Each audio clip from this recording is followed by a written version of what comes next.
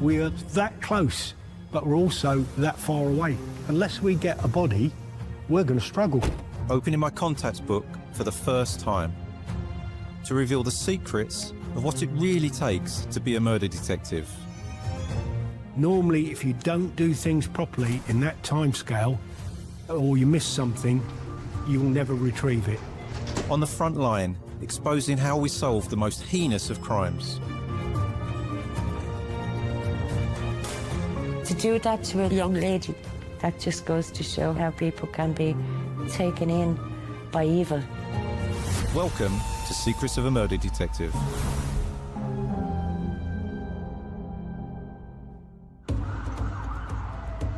The murder of Sinead Healy in October of 2000 was one of West London's most challenging cases. I'm meeting the senior investigating officer in the case to understand what really happened, the pressures, the setbacks, and the methods used in the investigation that brought the killer to justice. My name is Jim Dickey. I was a Detective Chief Inspector attached to the murder team at Belgravia Police Station in the role of Senior Investigating Officer. Each murder case has its own challenges, but this one we were investigating right up to the door of the court. Jim, thank you very much for coming in. Nice to meet you, Much appreciated. Chief. Yeah, lovely to meet you. Jim, the case we're going to talk about today is from October 2000. Police were made aware of a report of a missing person. When was it brought to your attention? What happened was the CID at Hammersmith had looked at this because the mother of Sinead had reported her missing. She was 26 years of age. She lived on her own, was very close to her family, spoke to them daily, and she hadn't spoken to her mother or any of other members of the family for several days, and they thought it was suspicious. She had a little circle of good friends. They had arranged to go for a meal on a particular night, and Sinead didn't turn up for the meal. Unusual. Sinead's word was her bond, you know. My name is Patricia Healy. I'm Sinead Healy's sister. Her friend contacted my mother to say, Sinead hasn't turned up. We're trying to contact her. No one's able to contact her. We feel there's something wrong. Then the police were called.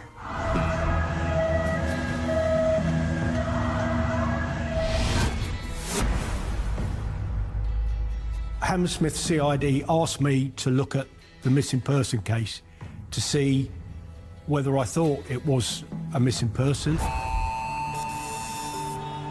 The initial investigation will be taken by uniform officers, and they will assess the risk around that person. We'd only reach someone of your level if there was real concern for the safety and whereabouts of the missing person. And because the mother hadn't spoken to her for 2 or 3 days, she and a friend got a cab to Sinead's address in Barry's Court, knocked on the door, no answer. And they said that was really unusual.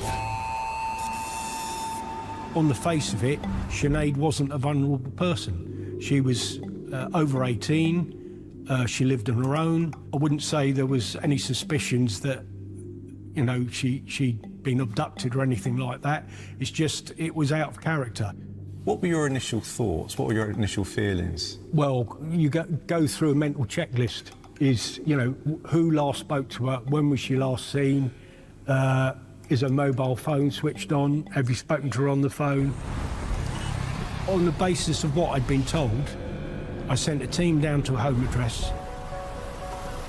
Police had got access to the flat. They'd found her passport, a bank card, and her mobile phone in the flat. When we go about our daily business, we leave a trail behind us, be it use of phones, financial records, we're moving around in our car, and the people we're in contact with. The police will be looking for any sign that the person is alive. It's called proof of life. They will be looking for any sign that says this person is still alive. There was no activity at all on any of her credit or bank cards. She hadn't been to work.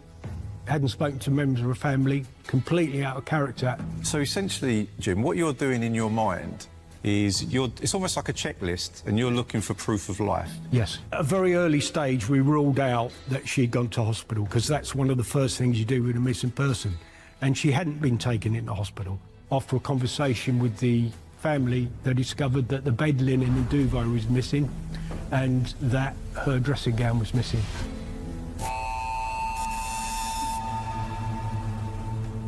The year before, my mother had bought both of us and herself the same white towel and dressing gown for Christmas. And we all had the same ones. That was gone, most unusual. In your mind, are you starting to think that actually this could potentially lead on to be a murder inquiry, essentially? Oh yeah, definitely. And I took steps very early on to treat it like a murder, although I didn't declare it a murder investigation initially. I made sure the forensics were done at her address.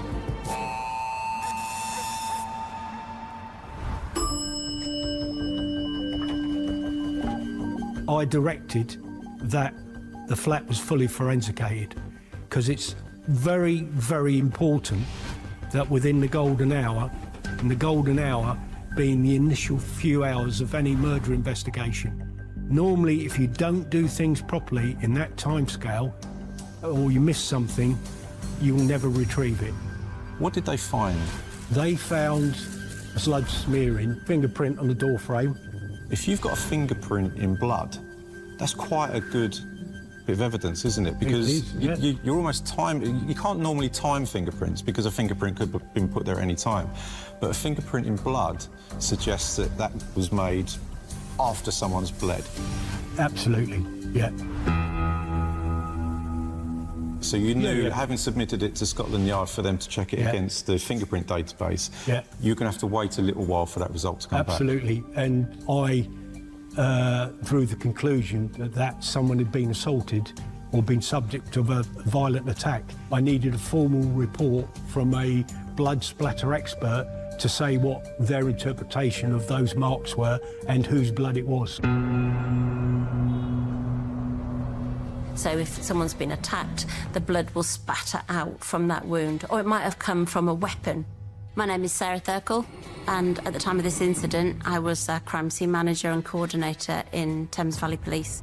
It might be either from someone's clothing or someone's hand, where that item's been covered in blood and it's been smeared along a wall. So there's quite a lot of interpretation that can be done around blood that's found at a crime scene. Luminol is a substance that is used at crime scenes. When it comes into contact with blood, it gives off like a blue glow. So it will be able to indicate areas of blood staining that might not be visible to the naked eye. Luminol, not used on every crime scene. It tends to get used if the crime scene manager feels that it looks like there's been a clean-up operation, that if the flat is covered in blood, you wouldn't use luminol, whereas if it looks like there might have been blood that's been mopped up and cleaned up, then luminol can be a really useful tool. They were able to see that there was blood splattering on the skirting board and the lower wall. Probably the worst thing you could find in terms of your worst fears are signs of blood, signs of some sort of assault, and you've got that. Yeah. How did that feel at that time? I feared the worst, to be frank. You've got to go with the evidence. You know, we don't know whose blood it is. It could have been somebody else. We don't know whose fingerprint it was. Could be nothing to do with it. Could be a red herring. So you have to go with the evidence.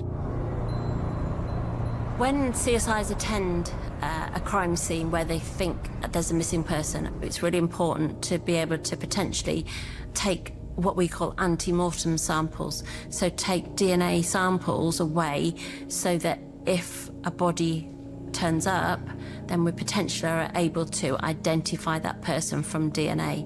The most common items to be able to get a full DNA profile from is a razor or a toothbrush. You can then profile that toothbrush, get a full DNA profile, and then that DNA profile can sit and wait until such times as potentially, sadly, the person turns up deceased, and then the DNA profile can be compared. We put a flag on the police computer about missing persons, Sinead Healy, and that we had her DNA. We also did house to house in the block that she lived in, and Sinead lived in the top floor flat. And apparently the night she was last seen, they heard banging on the steps, like a heavy object being moved down the steps. And we were also told by the neighbours that her communal rubbish bin was missing from outside the front door, whereas everyone else is there.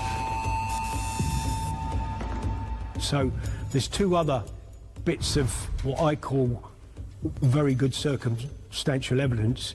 Your heart's going to sink. Every time these little bits come out, you've a blood fingerprint on the door, there's signs of blood on the wall. Now the neighbours are telling you they're hearing banging on the last night she's seen. All these things are coming together. My interpretation of what I was told is that she'd been either abducted and taken forcibly out of her flat, alive or dead. I thought the worst. And I thought I was duty-bound to tell the family that, so I asked them to come to the police station. Detective Chief Inspector Jim Dickey basically, in layman terms, explained things to us. I've got to tell you, I said I fear the worst. But, you know, we're still looking for sign of life. I'll be the first person to be pleased and drop everything we're doing if Sinead walks through that front door. I said, but I've got to tell you, you must prepare for the worst case scenario. His gut feeling was Sinead was dead.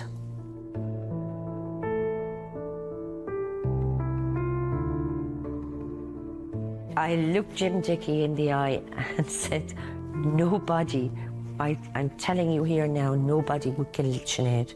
Nobody would do that to her. Why would somebody want to kill Sinead?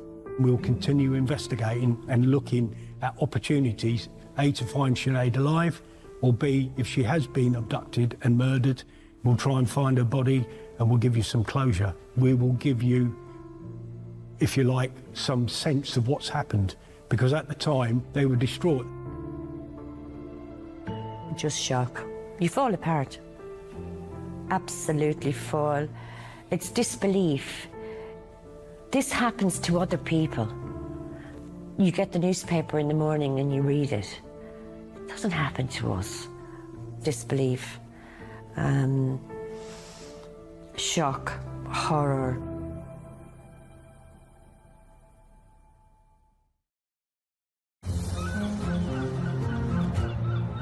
The investigation into a murder where there is no body, where the victim can't be located, is extremely rare.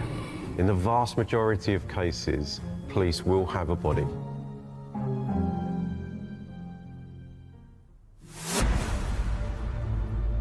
If you're investigating a murder, there's a saying, to understand how someone died, you have to understand how they lived. Today, it's often referred to as victimology.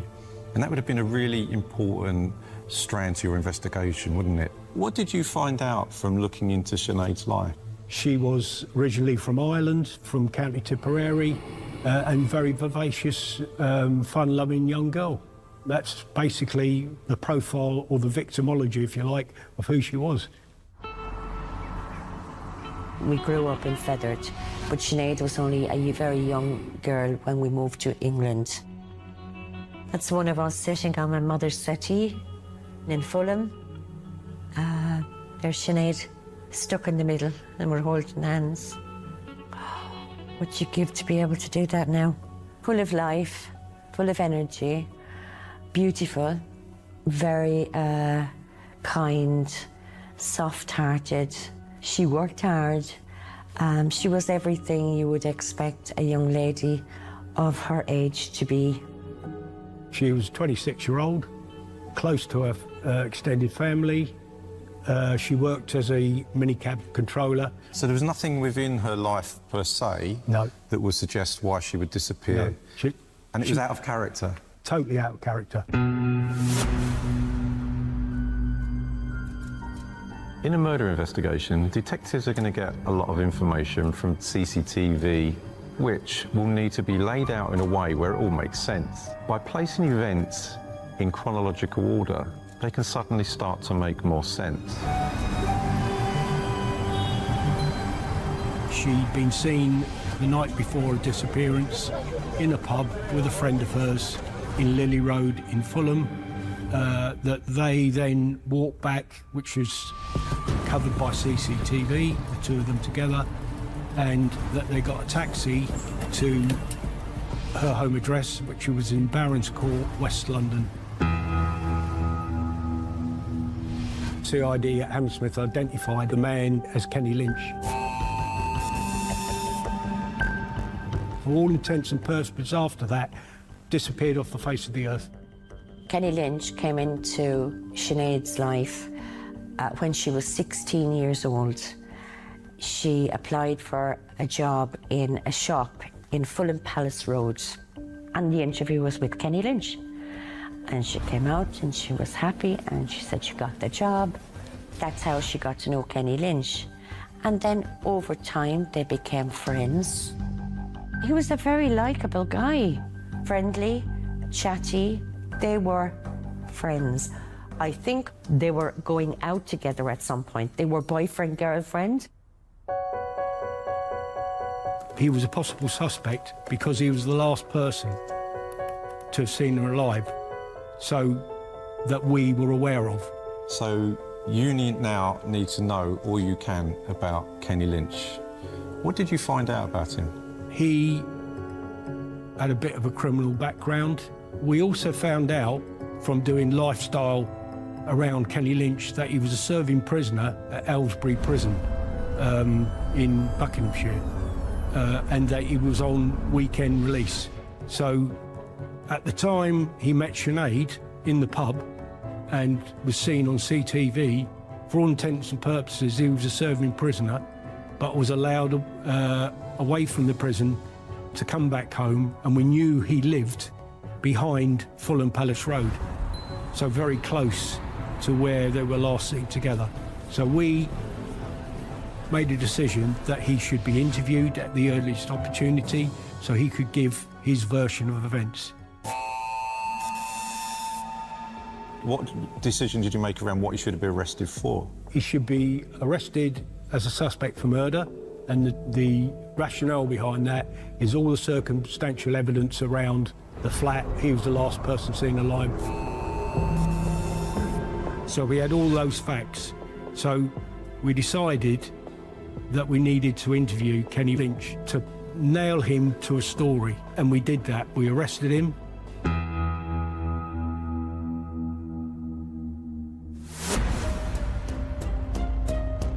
He's in prison. It's not quite as simple as just rocking up at a prison and saying, you're nicked, you're coming with me. Yeah. There's certain processes you have to go through, aren't there? You have to get a production order via the Home Office. They just produce the prisoner to a time and a place that you want, and they sent him down under escort with 2 prison officers. So when you first interviewed Kenny Lynch, what you could put to him essentially was, you were last seen with Sinead. Yeah. We don't know where she now is. He actually said in interview, I'm shocked, I didn't know she'd gone missing. Like, you know, big surprise.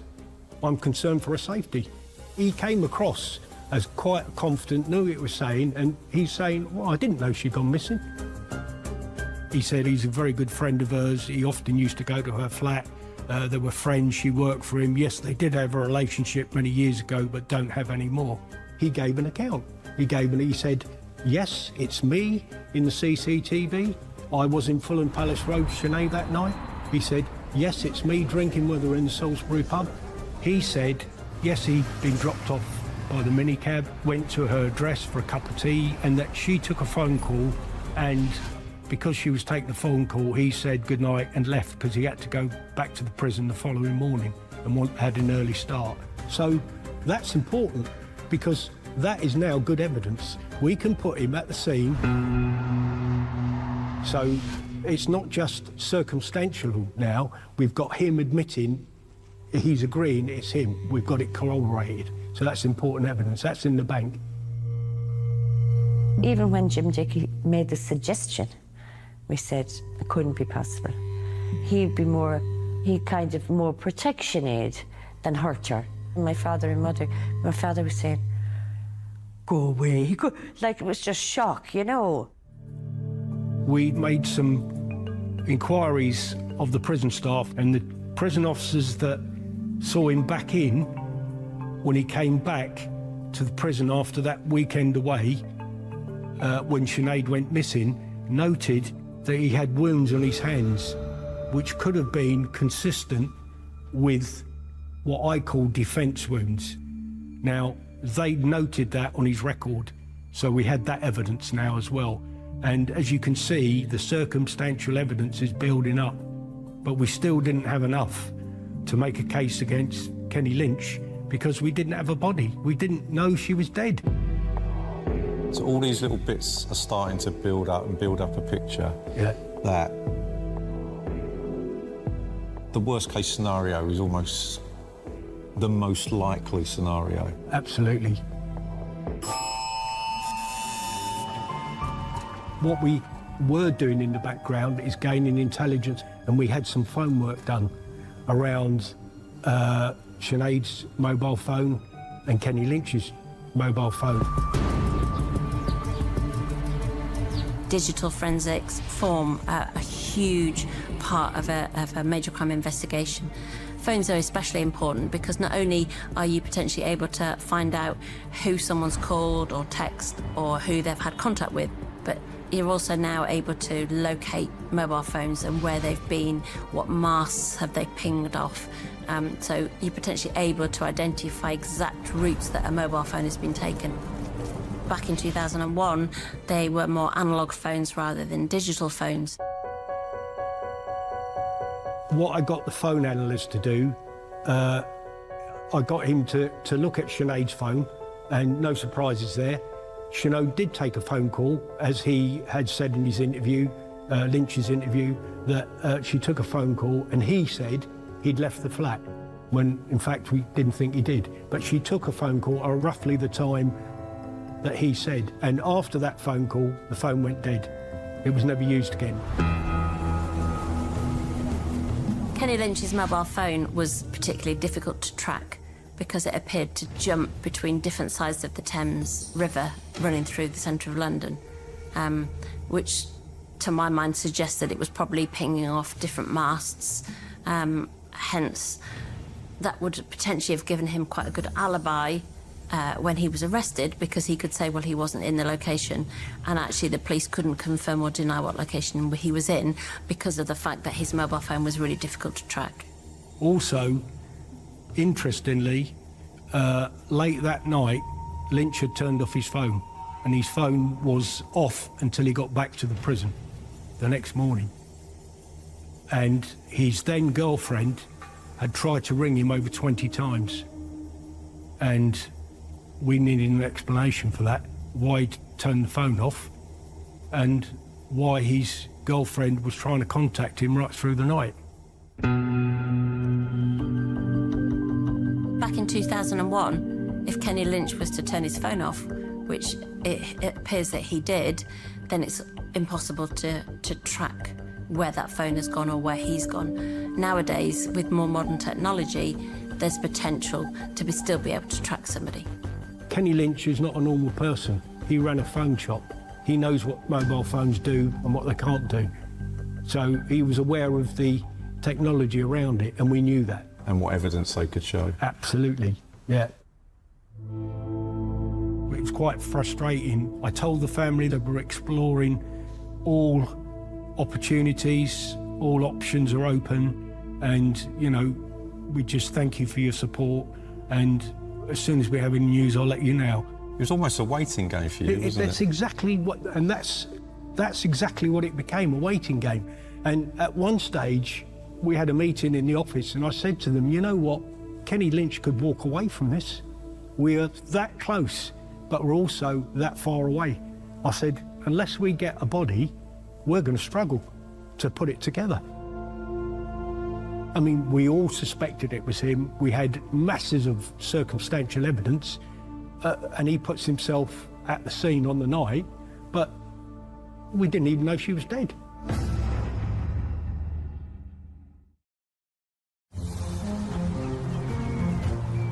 The first person to be convicted using fingerprint evidence in the UK was in 1902. But even though they've been around this long, and we've now got the advent of further advances in forensic science, for instance DNA, fingerprints are still important. They're a central part to any murder investigation. And they have advantages over DNA.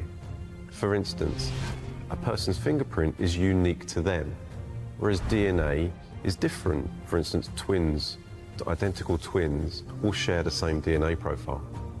Also, there are problems around DNA in terms of contamination. It can be very easy to move a piece of DNA evidence from one place to another. Fingerprints are different.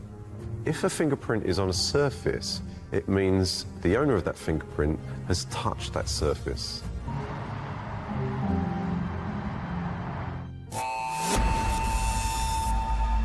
So the next step really was that the forensic reports of her flat started to come back to the incident room.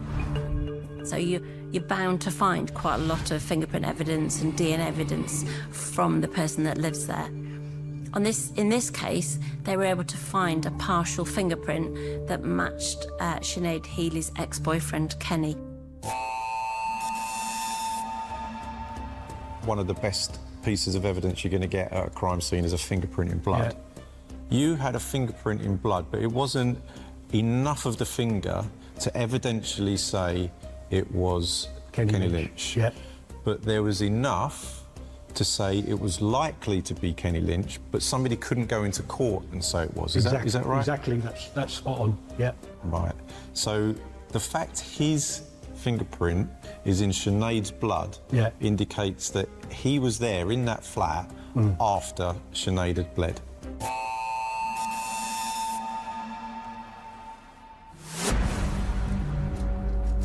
What was your next decision around Kenny Lynch?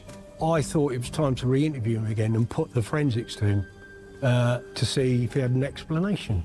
We interviewed him on audio tape, as you did in those days, and he spoke to us, he answered questions, and he said, well, I'm not surprised my fingerprint is in her flat. I've been there loads of times. I used to go there quite often. I was there the night before she went missing. Yeah. So he said, I don't know what's happened to her. I haven't spoken to her. And he said, I'm really concerned. And also, the family said, well, we don't believe Kenny Lynch is a suspect. He's too good a friend. As far as Kenny Lynch was concerned, he was a good friend to her. He was a nice guy, may I say. There was no reason not to believe he wasn't a nice guy. And what you see is what you get. No, it's definitely not possible. We know that they've had a sexual relationship in the past, but that was over years ago, and they were good friends, and he'd often pop there for a cup of tea, or she'd go round to his house. Oh, he admits, yeah, it could be my fingerprint, but the blood bit, he said, well, I don't know how that got there. I've no idea where the blood is. Well, I didn't see any blood. So you've moved on in terms of evidence in that the blood is Sinead's, but you've still not got Sinead's body. You don't know where she is.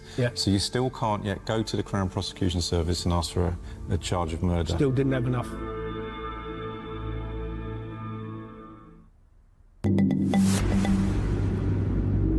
We've exhausted most of our lines of inquiry. We still haven't got a body, so it's a waiting game. And at one stage, it was quite frustrating. I thought, you know what, Lynch could walk away from this. We haven't got enough to charge him. We don't even know that Sinead is dead. We don't know where she is. My gut feeling is she is dead. In those quiet moments when you're with yourself, how were you feeling? How was Jim feeling? Well, I talked it through with one of my DIs who was leading it, Neil Hibbard. We talked it through, and you know, we traded ideas, and between us we came to the conclusion that we couldn't do any more than we'd done. Once we found a body, then other opportunities, other lines of inquiry would present themselves, and we had to be patient and wait for that. So did that moment come? It did. On the 22nd of March the next year, 2001, Thames Valley get a phone call, a 999 call, from a dog walker. Emergency saying they've found what they think are the remains of a body near a nearby, just outside Beaconsfield, off the A40. It was 6 months after Sinead went missing, so we've had a winter, and what made them realise it was a body, there was a hair clip with hair on it, and they saw bits of skeletal remains scattered about. So you as an investigation team have put a marker on the police national Yes. computer, meaning that if a dead body was found that fitted your general description, Yeah. the white female age, Yeah. etc., that you would be notified. It does look suspicious because people aren't buried in a shallow grave by the side of roads. We called quite a number of specialists to the scene. The first ones being forensic archaeologists. When the body was finally excavated, it became clear that we were going to have to expand our search because there were missing bones, there were missing hands and feet, and the skull was also missing from the body. A lot of her body was spread over the surrounding fields, and even some of the animals had taken parts of the body across the A40 to the other side of the road. So they were there for 3 weeks. There was so little because she'd been ripped apart by foxes and all sorts of wildlife through the winter months as well. They even called in animal experts, and this wildlife expert actually knew where the tracks of the foxes and the badgers would be, and they tracked it and they retrieved virtually the whole body, as you know, the skeletal remains, because the animals had eaten all the flesh. Another expert that I called to this crime scene was a forensic entomologist. Entomology is the study of insects because this can be an indication of the time of death. Flies will lay eggs very quickly after death, and it could be a good post-mortem indicator as to how long someone's been dead for. The fly larvae go in several stages. The fly lays the eggs, and then you have the first instar stage, the second instar, and the third instar stage before the maggot then, or the larvae then pupates and becomes a fly. So recovering entomology samples from a body at all different stages, you don't always need flesh on a body to be able to determine the time since death. In this case, the entomologist thought that the body had been in that shallow grave for 6 months. A crucial stage of any murder investigation is the post-mortem, and they will be conducted by a forensic pathologist. And they will be looking to establish a cause of death. Pathologists said, because we retrieved her head, which was separate to the body, that looks to me that severe trauma blows to the head, and that's the cause of death. She's basically had her skull stoved in with a heavy blunt instrument. She was absolutely unrecognisable, and it's something you would not want to put a family through, the traumatic sights of seeing their loved one just as the skeletal remains. So you had the DNA profile already. You took a sample from the body, be it Yes. deep muscle tissue, whatever it Yes. is. The sample from the body was at the lab. Yes. DNA profile from her femur from the post-mortem stage and identify a DNA profile from that, and then we were able to compare it to the DNA that was found on the toothbrush that was recovered from her flat. There's probably a misconception when people from the outside look at TV dramas, etc., that getting forensic results is a quick thing. It's not, is it? It takes some time. It takes days, sometimes weeks. I think in this case it took about a week. How did you hear that this was a match, that this was the body of Sinead? The first we got told about it was a phone call into the incident room from the lab saying it's a match. Yeah. You as a team, Yeah. you now know. Oh yeah. You've waited all this time. Yes. You've done all this work. Yes. You've just got this one line final piece Yes. to find Sinead. Yeah. And you've done it. Yeah. How does that feel? It feels great. It's great. It vindicated all our suspicions. Not that I ever want, you know, my suspicions to be true. No. Because you want the best for the family at the end of the day. But the reality is, my suspicions were correct. It was horrendous, horrendous. Sinead's body had been thrown on the side of the A40. To say that it was the missing bit in the jigsaw would be an understatement. It was the central piece of the jigsaw because it matched everything together. In your heart of hearts, you knew. Yeah. And the best you can do now is to get answers for the family. You're never going to bring Sinead back, but you can give them their answers. Getting the body released to her so that they could bring it back to Ireland and have a decent burial in her home village, which we did. And I even went to the funeral.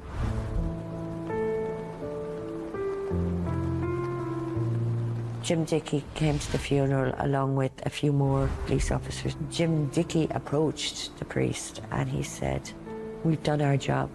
We've brought Sinead home. Now it's your job to, you know, we hand her over now to you." You know, it's like they had such respect for Sinead. That just means so much. Excuse me, sorry.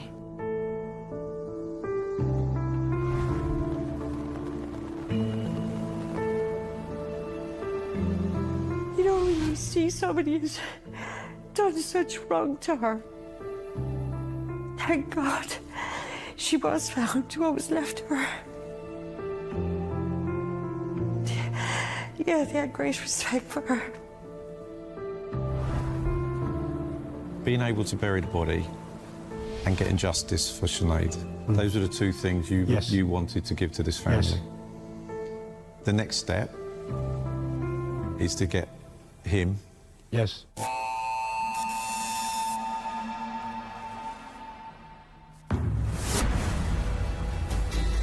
We had a bigger picture now. All the circumstantial evidence pointed towards Lynch. We had a cause of death, we had a body, therefore charge him with murder. So you need to now rearrest Lynch with this new information, interview him and see what he's got to say for himself now. The facts that we put to him were, we found Sinead's body, she's been murdered, cause of death is this, how do you drive to Aylesbury, what's your route? And he'd already told us it was the A40 and very close to Deborah's. And he made, for the first time ever, no comment to every question. No comment, no comment, no comment. So we knew we had him. Completely changed his stance. Completely changed his stance. You know, it was almost, he was glaring and saying, well, you prove it. And at the end of it, we charged him. We charged him with murder because CPS had already agreed, regardless of what he says, you've got enough evidence. It must have been a really satisfying moment for you and the team. Absolutely. I mean, as I said to the team, and I'd already said it, we were that close to losing it. But, you know, the opportunities almost opened up in front of it. It was like like the Red Sea opening up and the Moses driving his chariot through. That's what it felt like, you know.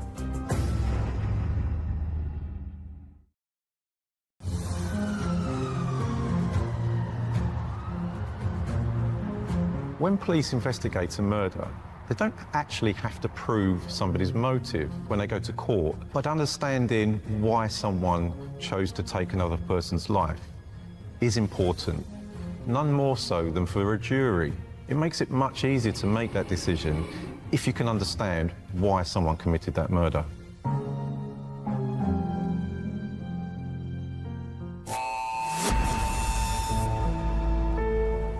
One final bit, at the 11th hour, when we produced this to the court, one of his cellmates came forward and said he'd admitted to murdering Sinead because she went into one on the night that he'd gone back to her flat, saying she was going to tell his girlfriend that he was back having an affair with her. and he lost his temper and battered her to death. So that's the reality. Well, that was the motive. That was the motive, sexual. As it is in a lot of cases. The trial started on the 10th of June 2002. The family turned up every day. It lasted for about 6 weeks. He chose to go into the witness box and try to refute some of the evidence. He was very arrogant. He smiled quite a lot throughout his cross-examination. Security was quite high in the Old Bailey.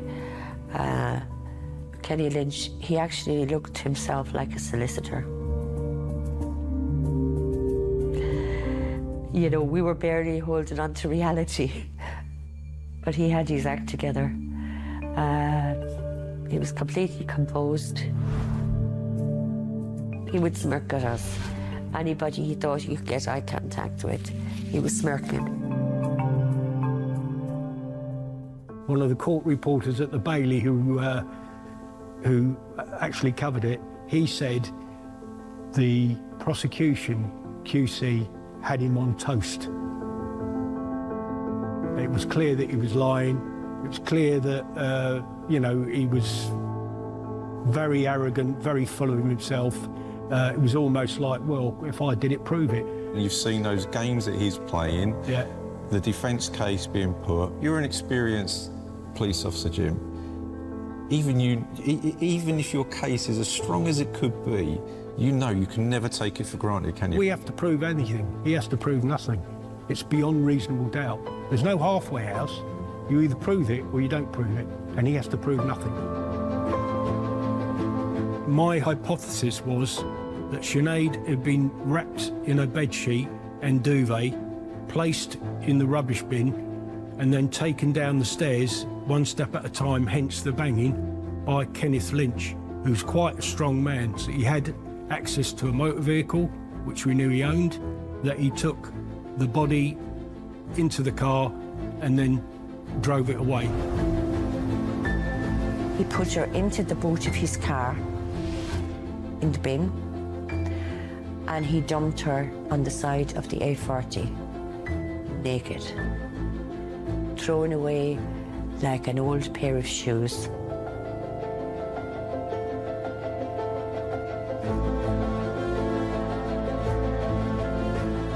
Yeah.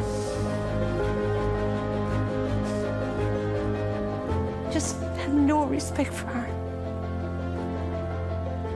You wouldn't do it to an animal.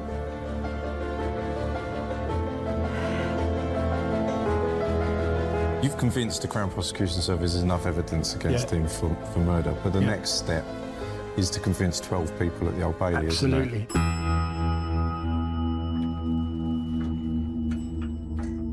What are you thinking, what you're feeling when you're sat there and the court usher asks the jury foreman or foreperson to read out the verdict? Well, you have a bit of a, what I call a introspectful moment.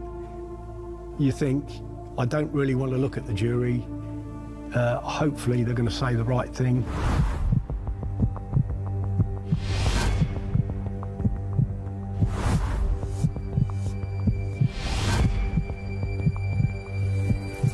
On the 17th of July 2002, Kenneth Lynch was sentenced to life imprisonment for the murder of Sinead Healy.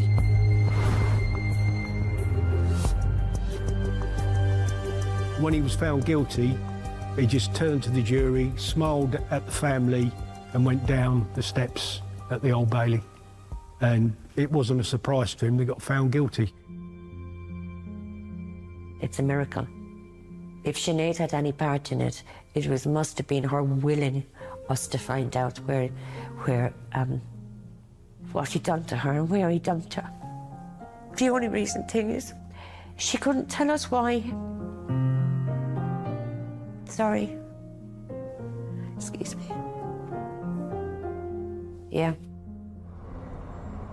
It was clear that Sinead Healy had been put through a huge amount of trauma and a violent attack by her ex-boyfriend. To do that to a young lady that you know for 10 years. Jesus, if it was a stranger, you'd say, he didn't know her. He didn't know her parents. That just goes to show how people can be taken in by evil.